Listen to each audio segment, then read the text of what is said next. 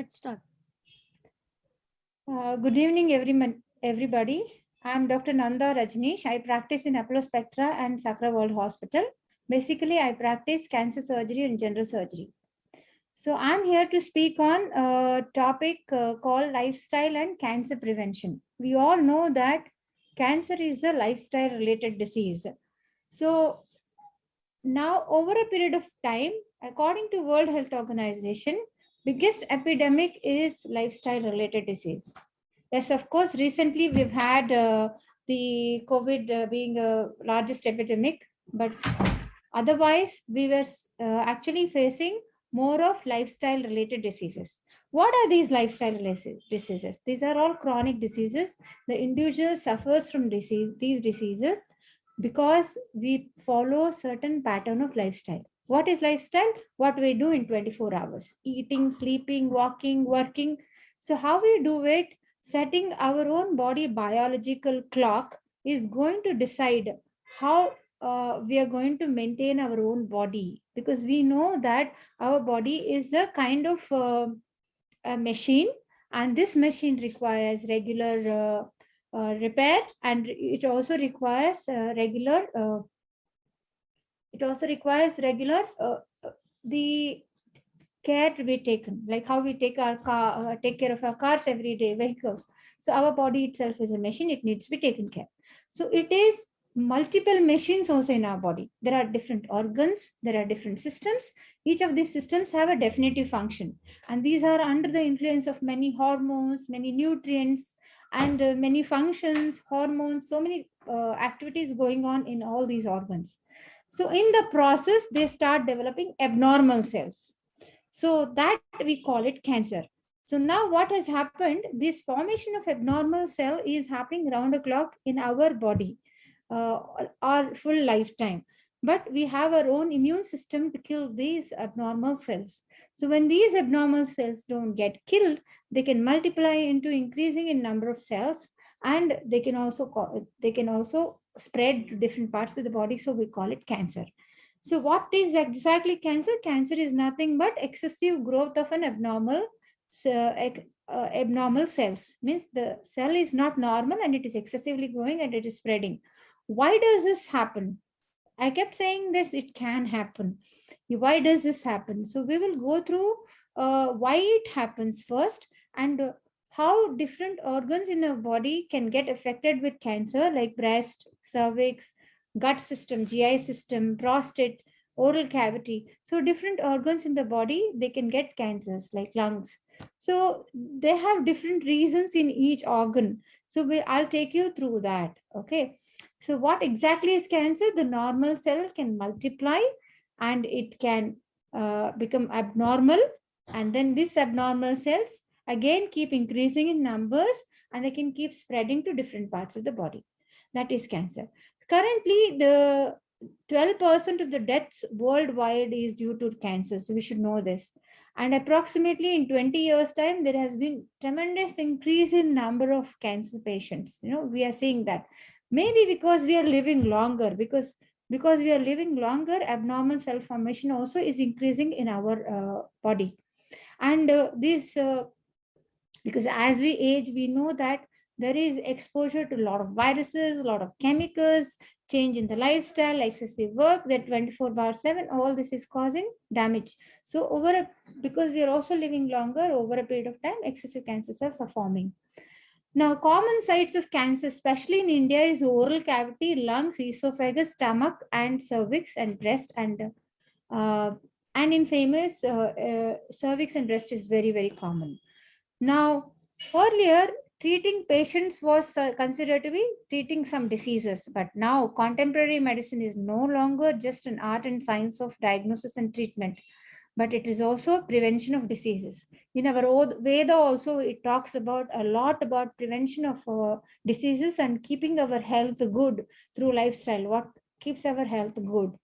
Now, screening of the cancers have been devised according to what exactly causes cancer and how we are preventing diseases.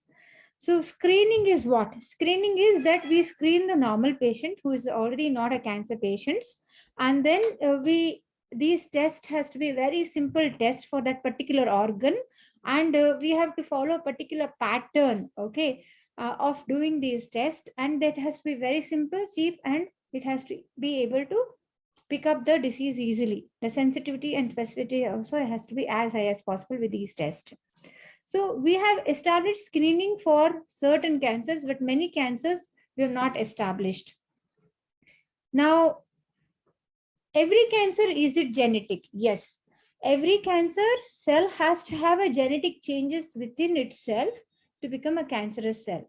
But the pre-existing genetic change, it acts as a loaded gun, because some patients with a family history, let us say mother, father, somebody is suffering from cancer, a daughter or a son, they can get certain cancers. We'll talk about what are exactly a genetic or a familial cancers later, but these these contribute only to 15% of the population. But that means 85% of the people develop cancer because there is some environmental influence. That means there is some external influence that actually influences the abnormal cell to get converted into a cancer cell. A normal cell, abnormal cell, and a cancer cell. Cancer cell does not develop over a period of time. It takes time. It can be in 2-stage process or 3-stage processes. Okay. So there is a precancerous stage, and then there is a cancer stage. There is a high risk factors also which can influence cells in the body to become cancerous.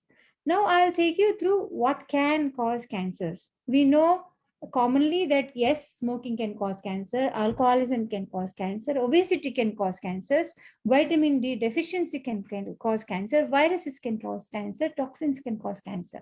So we know the causes already.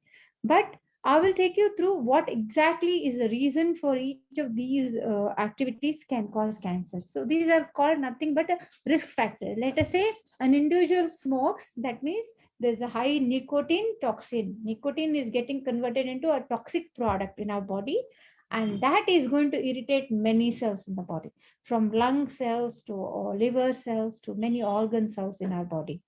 So this is the reason that smoking not only causes damage to the cells and causing abnormality in those cells, it can also highly irritate them and convert the pre-existing abnormal cells into cancer cells easily. That means it helps in initiation of a cancer, promotion of a cancer, and progression of cancer. So as I said, cancer cells have different stages. It may take slow to grow into cancer cell, but because if you're smoking, it may become very fast progression.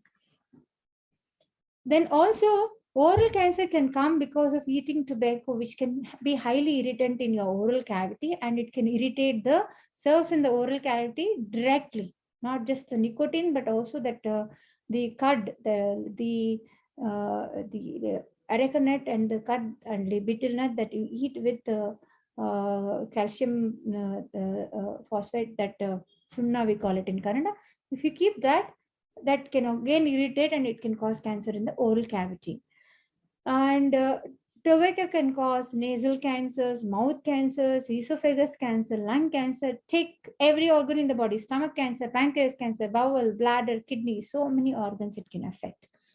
So next is alcohol. We know that alcohol does cause cancer by direct damage to cells. That is, the intestine cancers, bowel cancers can come because alcohol can be highly irritant, can cause esophageal cancer and stomach cancers.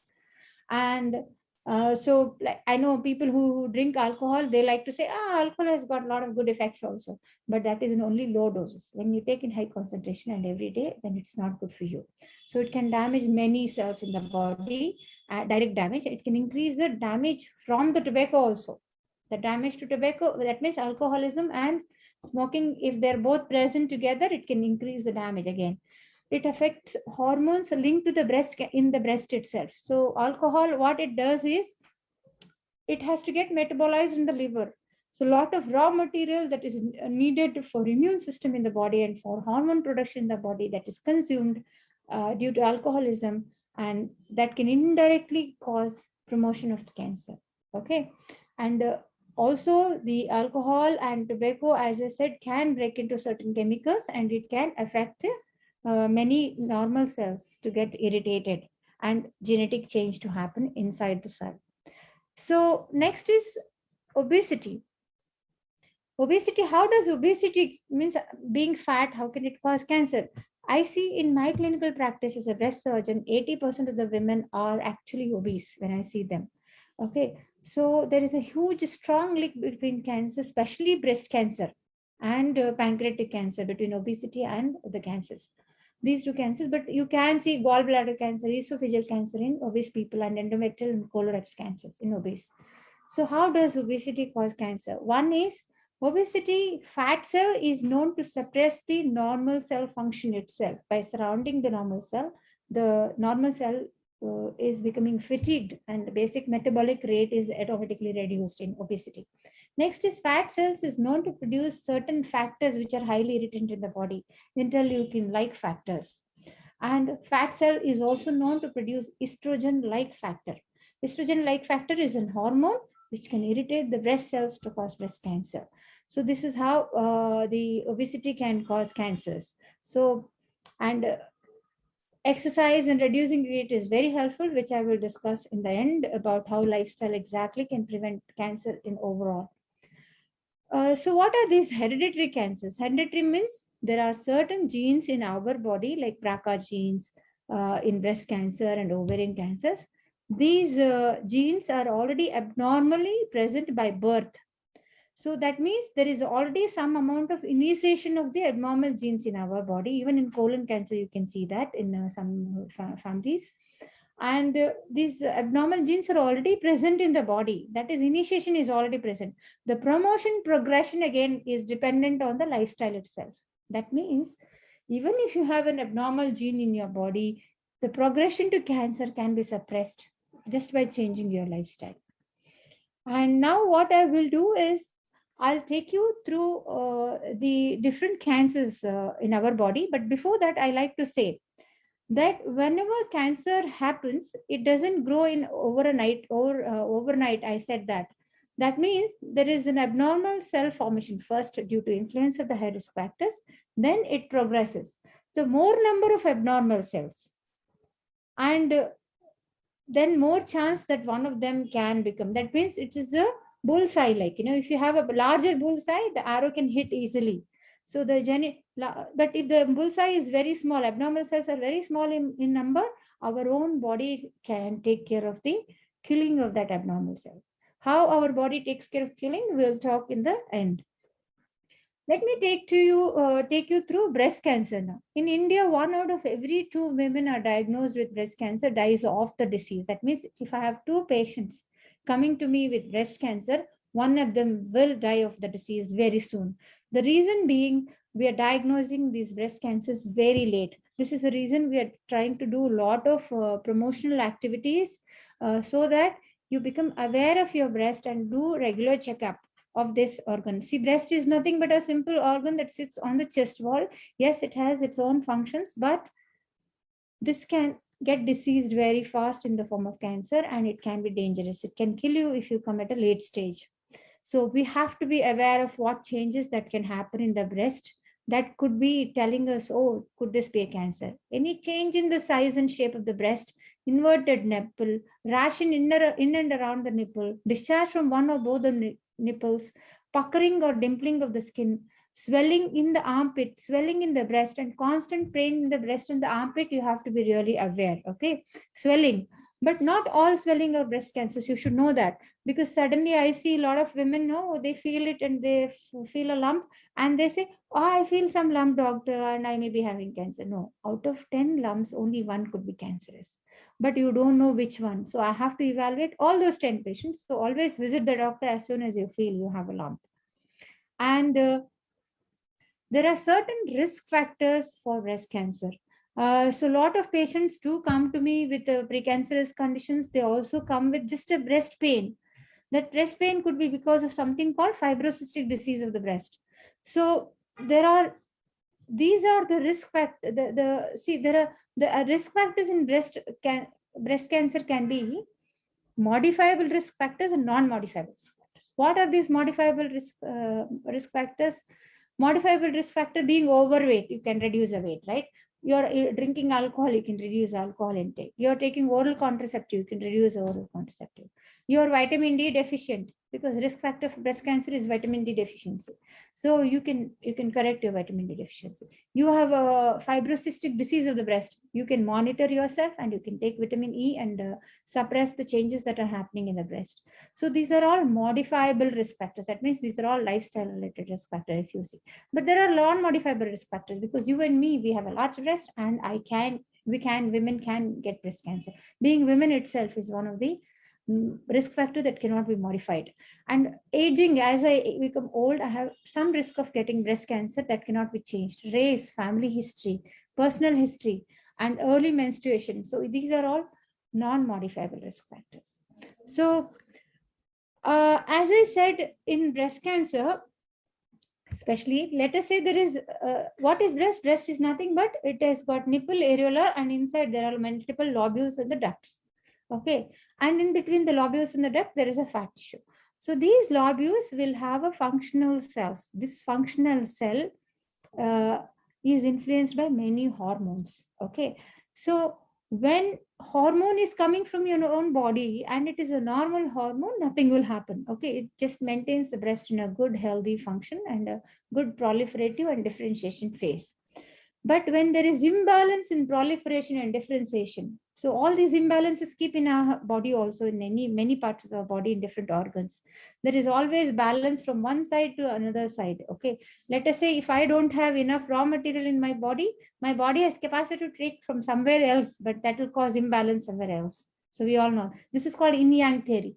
This is one of the Chinese theory, that there is a balance and imbalance in our body.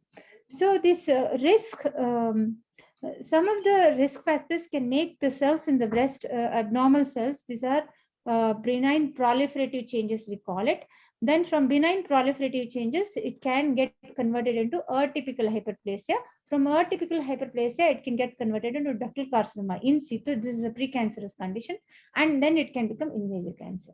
See, if you see, the breast is going into different phases of cancer itself, though not like, overnight it does. There is two hit theory here. Like one is precancerous condition, then it becomes cancerous condition. So we can tackle breast cancers and cervical cancers, many cancers in early stages itself. If you know there is atypical hyperplasia, we know what to do. If there's a benign proliferative changes, we know what to do. So recently what has happened is these benign breast diseases, that is precancerous high risk factor, is present in the breast in lot of young girls. The reason being, we don't know, is it because of vitamin D, B12 deficiencies being very, very high, or is it because foods containing a lot of toxins, or is it because of some toxins accumulating in the breast, or is it because milk that contains vasopressin and oxytocin like hormones? Because what is happening, the cows are injected the hormones to give more milk, and that hormone is also coming in the milk, and it is external hormone stimulating our breast to proliferate. Okay, this is basically supposed to only proliferate the proliferate and differentiate the cows, but it can affect our own body. This is called exogenous hormone. Recently I have published a paper on role of exogenous hormones in bringing the breast changes. And once the changes in the breast happen, it is a precancerous condition. So we have to be really aware of what kind of milk we are giving to our children, especially girl children. Next is breast screening benefits are very high. As I said, we are still seeing one of the two in advanced breast cancers. Screening is going to detect breast cancers at an early stage. Also, it is going to reduce the mortality. Death is going to be reduced, and we bring the patients to treatable stage. It also brings awareness to common population. If I keep screening one building containing 200 people, then all 200, there's something going on. I should also look for my breast, something is going on. So I still remember one of the TV anchors, I was giving a lecture like this, and next day after that live interview, she just went and felt like checking herself, and she had a cancerous lump at that time. So this is just by talking about it, you bring a lot of awareness to us.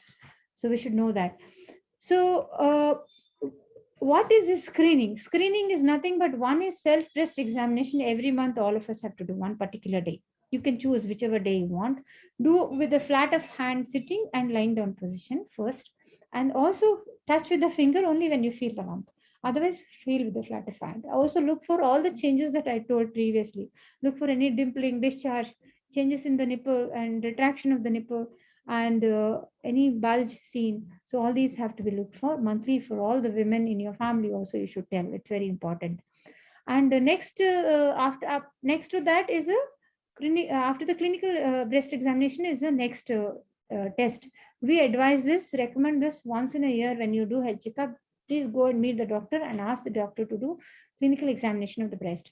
And third is mammography. Mammography is radiation mammography. We recommend this only after 50 years routinely, and for after 40 years for those people who have a strong family history. Otherwise, if an individual has any lump, any suspicion, or just with the clinical examination, we do ultrasonography. But if we need to do mammography, younger patients less than 50, we normally prefer what is called as MRI mammography. MRI mammography is little costly test, and and government doesn't cover it as an outpatient basis. So, but we have to do it ourselves when it is needed. So we use this MRI mammography very cautiously.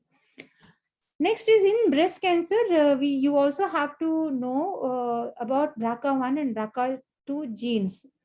So this is familial cancer wherein, let us say, sister or a mother or aunt is suffering from a breast cancer. This is a first degree direct relative. If they're suffering from cancer, then we advise them to do this BRCA gene test.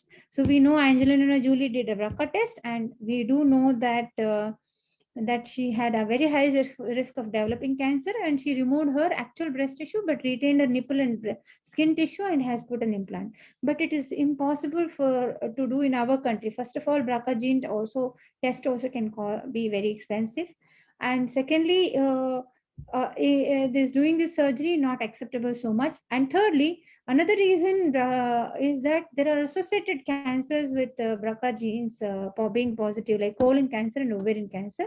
So what will you do for that? Anyway, I have to screen. So I as well can screen for breast cancers routinely and regularly. This is what we try to do in our setup in India, especially. And screening recommendation, as I told you, all of us have to do breast scan, self-breast examination, meet the doctor from the age of 21 is preferable, because we are seeing cancers in even young patients. Okay, after 50, I recommend that we do mammography every 3 years, but we can do ultrasonogram, because nowadays we have a very good ultrasound scans which can pick up early breast cancers. Next, till now I spoke about breast cancer. Now I'll take you through cervical cancer. What is a cervix? Cervix is nothing but a lower part of the womb, which is known as the uterine cervix. Okay, and this main function of this uterine cervix is to hold the baby during pregnancy. Also, it has some secretory functions, which is very helpful to keep the area very well lubricated. And other than these two functions, it doesn't have any major functions. But if the cervical cancer happens before 35, 40, which is happening in a lot of patients in Western countries and in India also, then the fertility is getting affected. So this is the reason we have to be aware of this. We all know that cervical cancer is purely because of an infection called human papillomavirus, which is a sexually transmitted disease. Let us say a woman gets exposed to human papillomavirus by the age of 15 or 16 or 18, which is very common early sex these days. If you get exposed to this virus in an early stage, there is a good chance within 15 years, the woman is likely to develop cervical cancer. This is the reason you have to be really aware of your sexual activity, and to have a healthy activity is very, very important. So this human papillomavirus, once it is in the body, it doesn't over in one day, it doesn't grow into cancer. So the normal cervix with the infection, it will go into abnormality called low-grade cervical intraepithelial neoplasia, that is precancerous neoplastic condition. Low grade, it will be like slowly it is changing the normal cells into abnormal cells due to virus infection. Then it becomes high grade, means the cells become very abnormal and start proliferating, and they become little thicker, and next they become cancerous cells. This is how they keep growing, and they become cancer. So what we should be aware of in cervical cancer is any unusual vaginal discharge, abnormal bleeding if it is present, heavier, longer menstrual cycle, discomfort while urination and urine sex, if there is a pain in the during intercourse. We have to be aware of these things. Okay, unexplained weight loss could be because of cervical cancer. So by doing a routine cervical screening with a pap smear, there is 70% reduction in the cervical cancer deaths. We should know this because, as I said, we can pick up cervical intraepithelial neoplasia at an early stage. We can just burn that abnormal changes that have happened, and then patient's fertility is also maintained. Let us say if there's high grade neoplasia, then we do what is called as conization, remove the whole of the cervix, but her fertility may get affected in such situations. So, but if already cervical cancer is coming, then you have to operate the patient, right? So then there is loss of fertility at that time, complete. Okay, 5-year survival rate, if you detect it in early stage or in a pre-cancer condition, is more than 92%. So how do we screen women for cervical cancer? Less than 21 years, no screening is needed. 21 to 30 years, pap smear every 3 years.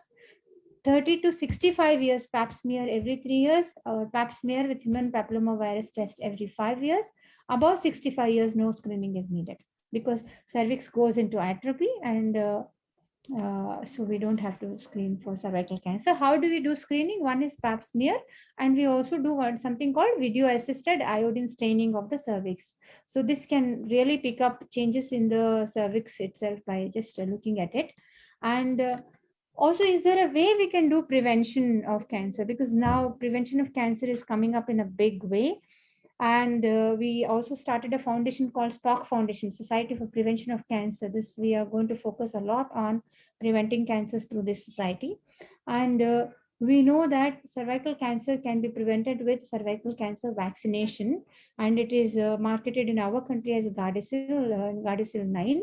And we recommend this before starting the sexual activity itself, but later we recommend even for pregnant women. A lot of gynecologists are giving this vaccination now. In safe sex, it can be practiced. Next, I'll take you through oral cancers. As I said, oral cancer is also very common in our country, especially in India. I'm sure you all have seen this advertisement of Akshay Kumar, that husband is smoking and doesn't have money for his wife also for basic needs. And he doesn't care. So, but he smokes a lot, and later they're developing oral cancers. So oral cancers can come due to smoking or eating a curd or bitter nut in an oral cavity, and also human papillomavirus. It is proven recently the oral sex with human papillomavirus infection can cause oral cancer. So how do these oral cancers manifest? With a white patch or a red patch or a lesion, ulcerated lesion in the oral cavity. But there are certain precancerous conditions in the oral cavity that can come as a white patch or red patch. These are also precancerous condition, or they can come with the fixation of the tongue because of the fibrosis in the oral cavity due to chewing of the pan and tobacco. And there can be non-healing ulcers and reduced mouth opening. So for them, those who have suspicion of the developing oral cancers, or if they have already precancerous conditions with white patch in the oral cavity, then we have to do a routine every year oral examination, and only biopsy is done when you're only suspecting cancer. And most important is to avoid smoking and tobacco chewing to prevent oral cancer. Next is esophageal cancer. Esophageal cancer in our state, we see it in North Karnataka. Esophagus is nothing but a tube that is from the oral cavity to stomach, that connects that. It's just a long tube with a squamous epithelium in it. And so we see this in people who eat a lot of spicy food in North Karnataka and salted foods. And salted fish is known to be one of the reasons in Japan for esophageal cancers. And patients can, when there is esophageal cancer, they can be having difficulty in swallowing and recurrent indigestions. So you should not neglect these two symptoms. The lower esophagus has got the the epithelium is different over there, and shift in the epithelium is called Barrett's esophagitis, which is a precancerous condition. This can happen due to reflux of the acid. So if you have gastroesophageal reflux disease, please meet the doctor to get it corrected. Gastroesophageal refluxes these days is also due to certain food intolerances. Avoid some gassy foods, probably your acid will come down. Okay, and stop overeating at a time, filling your stomach, so acid reflux can reduce, because that is also one of the precancerous condition with the risk for breast cancer. Sorry, risk for lower esophageal cancer. Next is one second. Uh, Next is lung cancer. So I'm actually taking you through all the cancer a bit by bit, little bit. So I know you may feel suddenly cut off from one organ to the other organ, and you can always ask me questions if you have anything about that. And lung cancer is, yes, common reason for lung cancer is smoking, but one of the cancers can also be sometimes genetic, and but most often it is smoking that causes cancer. And nowadays we also know there's a lot of pollution. There may be a lot of highly irritant cells formation in the lungs itself that can lead to cancers. So who should we consider for cancer? People at high risk for cancer, developing breast cancer, is 50 to 80, and this lung cancer is a common cause of cancer deaths in our country right now. So what we should do is we have to screen all people between the age of 50 and 80 regularly. So we do know that, and all the people who take cigarettes more than 10 a day, they have to be screened regularly, chest x-rays, and look for any nodule formation, and any chronic cough, coughing out blood, changes in the voice, chest pain, shortness of breath should not be neglected. Meet the doctor. Very, very important. Colorectal cancer is next one I'll speak to you. We know that eating less fiber food, okay, all gassy foods is known to cause colon cancer, because colon cancer is not developing overnight, and it is common. One is, yes, there is a hereditary cancer also in colorectal cancer, but that comes in a very young age group. So the colorectal cancer that comes after 55, after 50s, is due to diet that you maintained over a period of 20 years. So blood in the stool, feeling of being bloated, change in the bowel habit, constipation, anemia, you should never neglect, because you should always look for colorectal cancer. If there is anemia also, a lot of we all recommend for colonoscopy in these patients to look for the reason for bleeding, because it can cause slow bleeding and iron deficiency, and that can happen. So colon cancer, as I said, it is developing over a period of time. That is from adenoma polyp to colon cancer. Adenoma polyposis sequence we call it. So to develop adenocarcinoma in colon. So colonoscopy every year after 50 years is definitely recommended in high risk patients. Every 3 years is recommended for low risk patients. It is a must. So all people, everyone who is above 50, always please do colonoscopy once in 3 years. Okay, if there is a risk of polyp already present, once you're treated for some polyp, then you can do the screening every year in such patients. Okay, so how to prevent colon cancer is basically just by diet. Okay, so we will discuss about the diet later, how diet also prevents cancers overall. Also in certain areas also I will discuss to you. And colorectal cancer screening also can be done by something called a fecal occult blood test, and digital examination. If there is in the rectum any tumor is present, we can look for it. Okay, next is we're going to take you through prostate cancer. So what is this prostate? Prostate is an organ that is present around the urethra, in the pelvis, deep in the pelvis, just below the bladder. And prostate cancer is more common only in men above 50 years, but in below also sometimes it can come. And when we do health checkup for people above 50 years every year, we do certain blood test, that is prostate specific antigen and LDH test, just to see if they could be, because these are called tumor markers also sometimes. Like for colon cancer, we do what is called as carcinoembryonic antigen, because this is also useful for follow-up of the patients. So and very rarely we see young men with the prostate cancer. And chronic prostatitis is known to be one of the precancerous condition to develop prostate cancer. And it is very well treatable. If you detect early, though it is curable totally. This is the reason you have to keep yourself screening for it. So any trouble in urination, decreased force in the stream of urine, blood in the semen, discomfort in the pelvic area, bone pain, erectile dysfunctions, you have to always approach the urologist to evaluate you if you could be having any tumor in the pelvis. Okay. Now, I took you through certain organ specific cancers, how they can come and what can happen. I'm not going to take you through many other cancers that can happen in our body, like lymphomas and blood cancers that can happen. But because there is no end to talking each type variety of cancers. But I will now talk to you about cancer prevention. Good lifestyle definitely can prevent cancer. How is this? So, how diet can prevent cancer? How exercise can prevent cancer? How good sleep can prevent cancer? How healthy mind can prevent cancer? So, we all know that round the clock, our body, some parts of the body cells are continuously producing and dying, especially in the skin, in the colon. Colonocytes are multiplying, they're dying in the bone marrow. So some organs are meant to be multiplying round the clock in all our body, but they're all graded, means they have certain influence to multiply and die after some time. But in that process of multiplication and death, there can be a mistake in some of these cells. These are called mutations. These mutations that happen are recognized by our own body immune system and they're killed. So we call this immunity, cancer immunology, we call it. So with our own body immune system, we can kill our cancer cells. Is there any other way we kill our own cancer cells? Yes.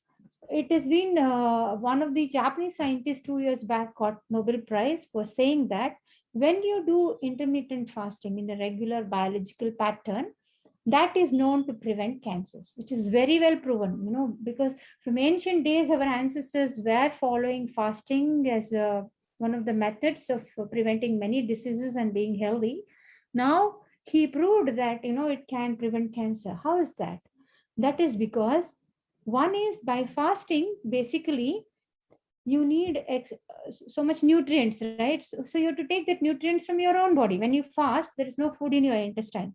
So your body has to take nutrients from our own body. In the process, it is known to kill abnormal cells first. Then it takes the fat cells from our body. The abnormal cells kills. In that abnormal cell killing, it might kill the cancer cells also, or precancerous cells also, abnormal cells also. So this is what is happening.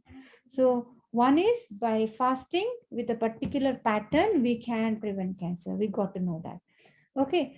Now, how diet plays a big role. I will talk to you because a good diet, which we call it antioxidant diet, which has all the nutrients in it, and it is juicy, because we call it Sattvic diet in our Bhagavad Gita. It was called Sattvic diet. So it does say that if you eat Sattvic food, your mind is calm, your body is calm, and you are better. So if your mind is calm, that means your immunity that is coming from the brain is going to be great. Means with the diet, you're going to improve the brain immunity. Okay. And another immune system is coming from the gut system. So with a good diet, you're going to improve the gut immunology, gut immune system. So what is this gut immune system? See, having good organisms, good probiotics in the gut, not having gas, not having bloating, not having irritable bowel syndrome, then we call it a good gut system. So that means if you eat antioxidant diet, your stomach is also calm, your mind is also calm, you're not bloated, you're not acidic, you're not irritated. Whereas let us say you eat foods that contains a lot of toxins or oxidants. Okay, toxins as in the food that produces the gas, we call it oxidant diet. Like for example, you eat maida, besan, and too much of fried items, bakery items. If you eat, so what happens? It is breaking into gas. Okay, pakoras, bhaji in the evening you all eat, right? And too much of red meat if you're eating. These can produce certain oxidants, and the broken oxidants can irritate our intestinal epithelium, and they can irritate, they can enter the circulation, they can take away all our raw material that is needed for our own immune system, because body has to detoxify all these oxidants. Okay, and it also locally irritates, as I said, and it may give you certain abnormal proteins. It may also give you certain toxins in the body. And so the diet can play a big role in preventing cancer. So what are the good diets? Good diets are very in Bhagavad Gita it says juicy food, like a lot of fruits and vegetables and rice is a better food than eating too much of bread, meat, okay, red meat especially. And also imagine what else you're bringing to your own body with the diet. Let us say all the preserved food which may have chemicals in it. Okay, we don't know what chemical is causing what.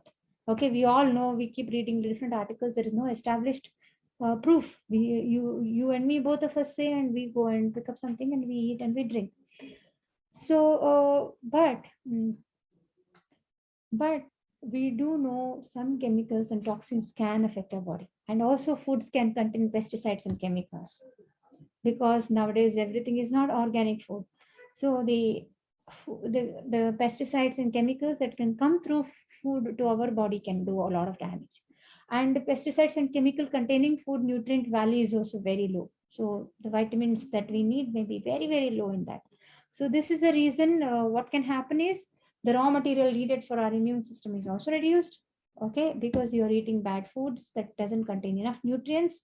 Also you have a lot of gas, clotting formation, and also you are not provided with good quality nutrients also that was required. Now other thing is hormones, the external hormones, like I said, milk, even animal foods, they can contain a lot of hormones. They can come and damage many of your organs. We don't know what they're doing still. We do not have any established literature, but we are seeing a lot of people with chronic diseases, so we attribute it to one of these directly and indirect methods. We are able to attribute it.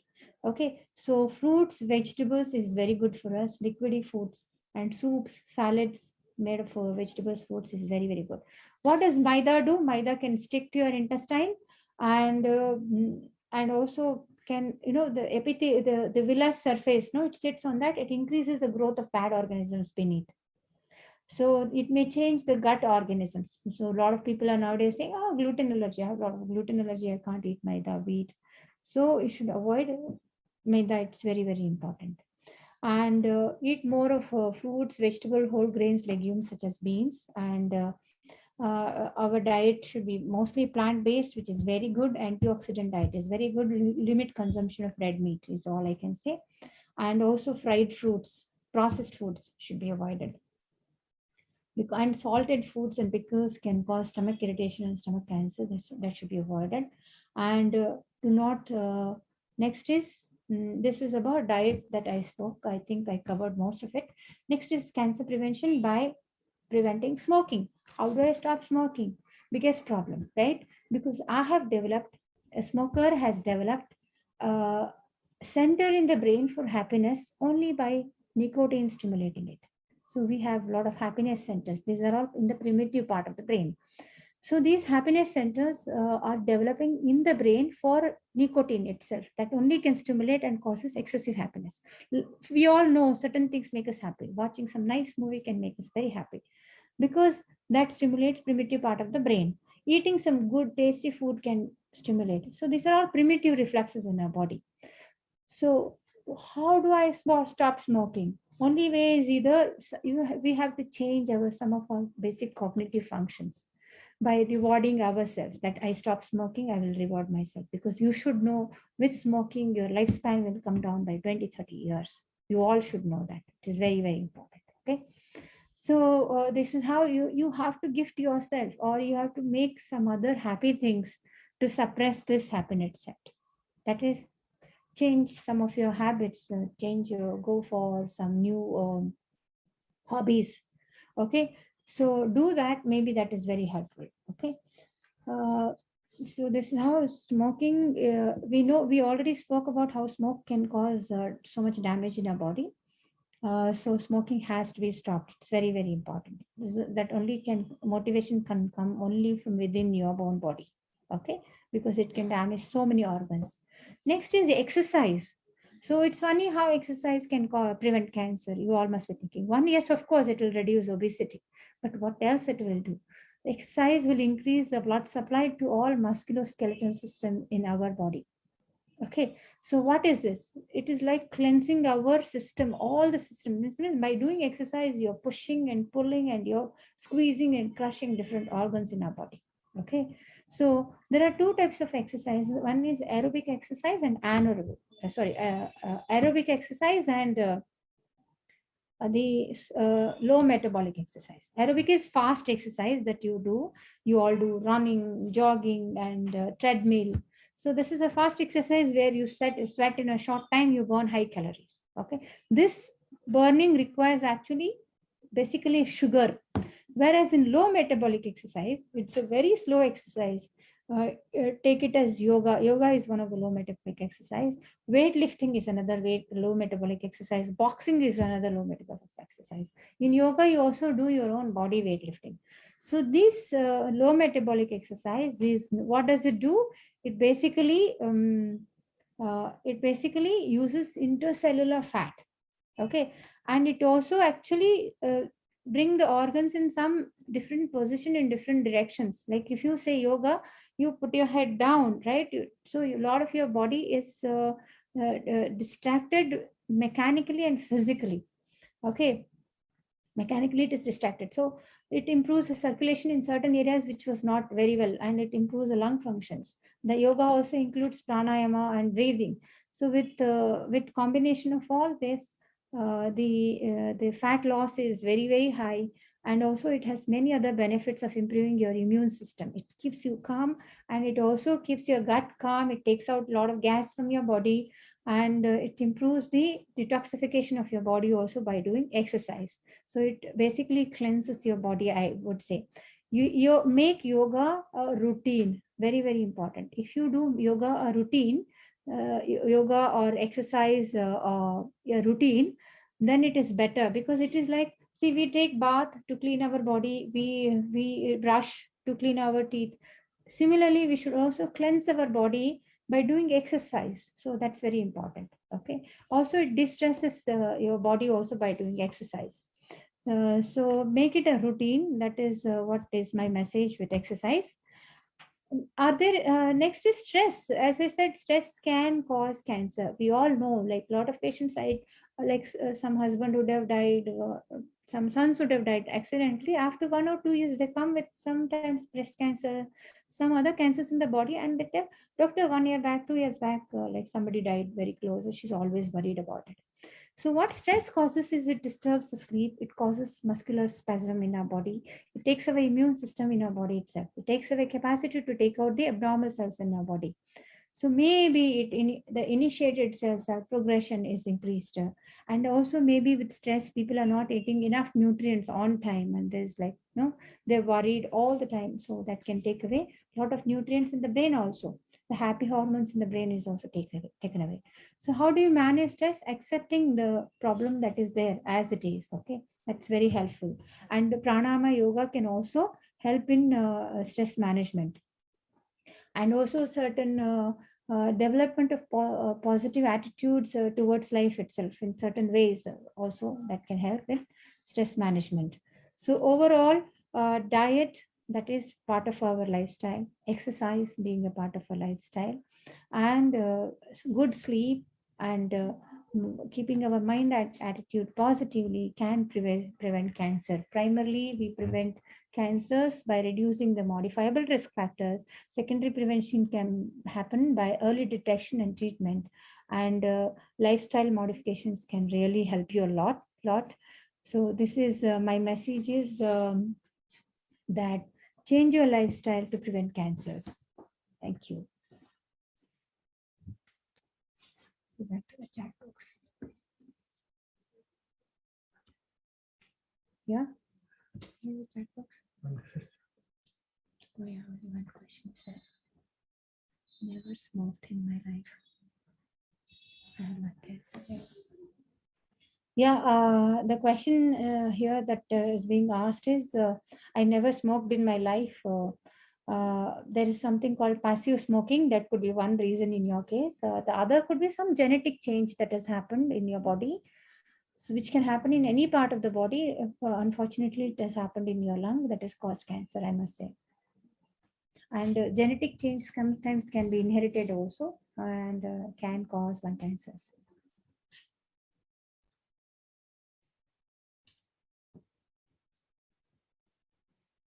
Lung cancer is third stage. Yeah, see, lung cancer in early stages can be curable with the surgery, but in advanced stages now we do have a better methods of cyberknife therapy and targeted therapy. Targeted chemotherapies are available, which can improve the longevity of cancers.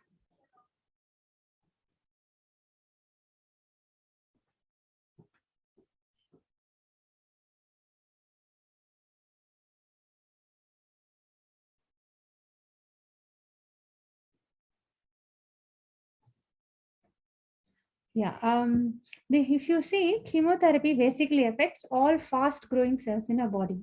Fast growing cells means the gut cells, intestine cells, the hair is also fast growing cells, and the skin, basically, and also bone marrow.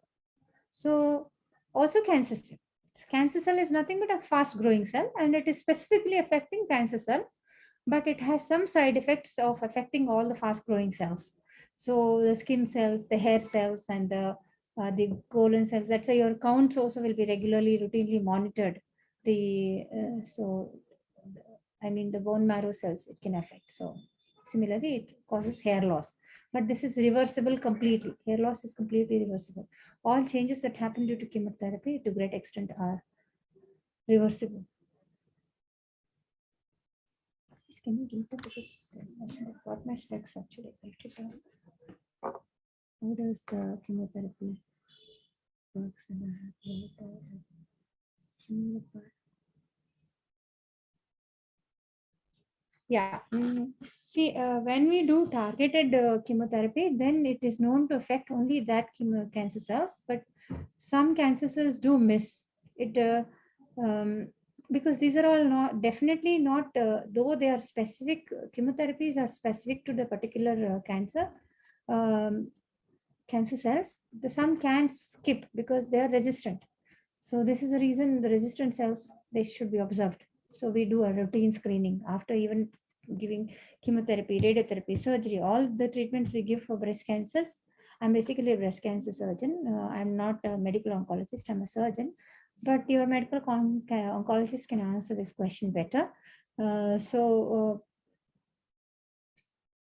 chemotherapy basically targets the what is this question? Is the blood cancer curable? Okay. So chemotherapy basically targets the cancer cells as much as possible, but some cancer cells can skip it. Is blood cancer curable is another question that I'm getting.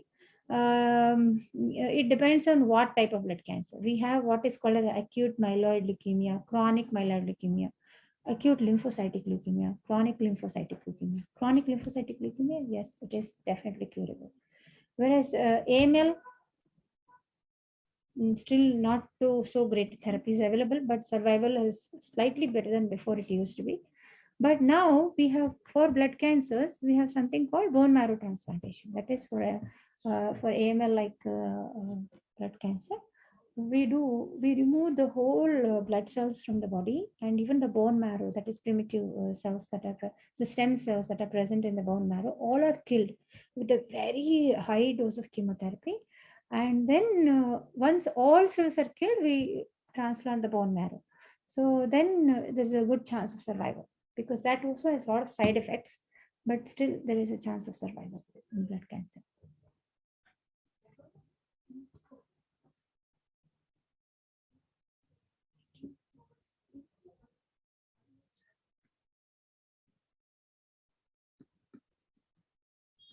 Oh, thank you. Happy Women's Day. Happy Women's Day to all of you. And my lecture is not just for women, for others also, but if you notice, to women's cancer, I touched upon in detail. Download the MediBuddy app now. Subscribe to our YouTube channel for more updates.